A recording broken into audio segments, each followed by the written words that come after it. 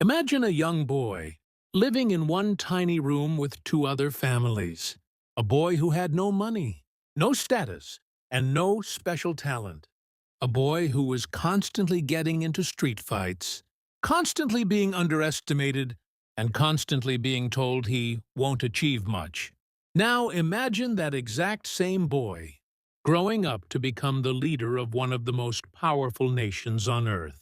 How does that happen?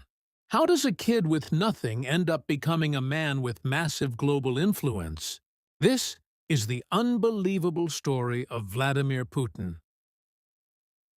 Harry Untold, a story not about politics, but about discipline, resilience, mental toughness, and the power of unstoppable self-belief. Let's begin. C2. He was born in 1952 in Leningrad, a city still recovering from the horrors of World War II. Putin's family lived in a communal apartment, three families, sharing one small space, one bathroom, one tiny kitchen, and almost no privacy. The walls were thin. You could hear everything. You could hear arguments. You could hear neighbors fighting. Sometimes you could even hear rats running in the dark. For most people, this kind of environment destroys confidence. But for young Vladimir, it did the complete opposite. It hardened him. Every morning he watched his parents leave for long shifts. They worked tirelessly, not because they wanted more, but because survival demanded it. Growing up in this world, Putin quickly learned that life does not reward the weak. He was small, skinny, and often bullied. Older boys laughed at him, pushed him around, and treated him like he didn't belong anywhere. One day, after losing a fight, he didn't even start. Something changed inside him. For the first time he realized, if I don't become stronger, life will crush me. That was the spark. That day, he made a silent promise to himself, not to become rich, not to become famous, but to become strong. Not strong on the outside, but strong on the inside. He walked into a judo gym, a decision that would transform his life forever. The gym smelled like sweat, leather, and discipline. Older students were flipping each other on the mats with absolute precision. The coach looked strict, almost emotionless. Putin approached him and said, "I want to join." The coach didn't smile. He just nodded and said, "If you train here, you give me everything. No excuses." And that's exactly what Putin did. For years, he trained with a level of discipline far beyond his age. He showed up before others. He stayed after everyone left. He took throws again and again until his back was bruised. He practiced footwork until his legs burned. He repeated techniques thousands of times. Slowly, the bullied kid turned into a disciplined young man. He stopped reacting emotionally. He learned control. He learned patience. He learned strategy. But most importantly, he learned that strength is not physical. It's mental. The once shy boy began carrying himself with confidence. Teachers noticed the change. Even neighbors noticed the seriousness in his eyes.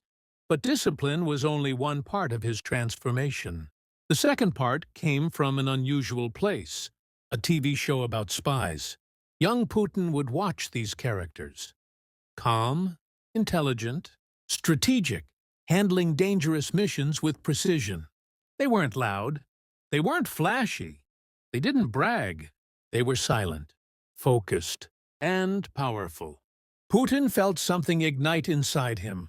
He wanted that life, not fame, not recognition, but purpose.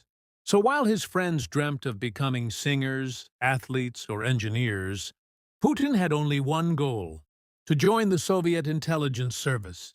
But becoming an intelligence officer was nearly impossible. It required discipline, intelligence, physical strength, mental control, and loyalty. It required a level of commitment most people weren't willing to give. But Putin was willing, so he created his own plan. Work hard. Study harder. Train every day. Stay invisible. Stay patient. Years passed. Then came the moment. He applied. Most people are rejected instantly, but not him. He was accepted into the KGB training program, the moment he'd been preparing for since childhood. Training was brutal.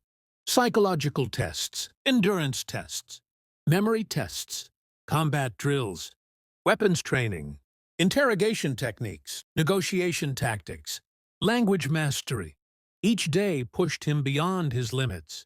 But the more difficult training became, the more Putin excelled. He didn't try to impress anyone. He didn't talk big. He didn't give speeches. He just worked, silently, relentlessly. And eventually, he earned the title he had dreamed of his entire life: Intelligence Officer of the KGB. To the world, this was just another job. But to Putin, this was the beginning of a new identity. He learned how people think. He learned how to read emotions. He learned how to stay calm in chaos. He learned how to be invisible, and yet fully in control. These skills would later become the foundation of his leadership. Years passed. Then suddenly, everything changed. The Soviet Union collapsed.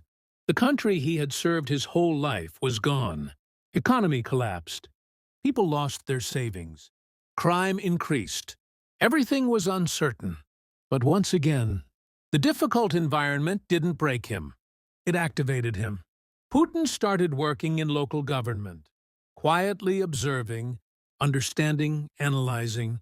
Slowly he rose from one position to the next. People noticed something unusual about him. He didn't steal money. He didn't chase the spotlight. He didn't get distracted. He didn't talk too much.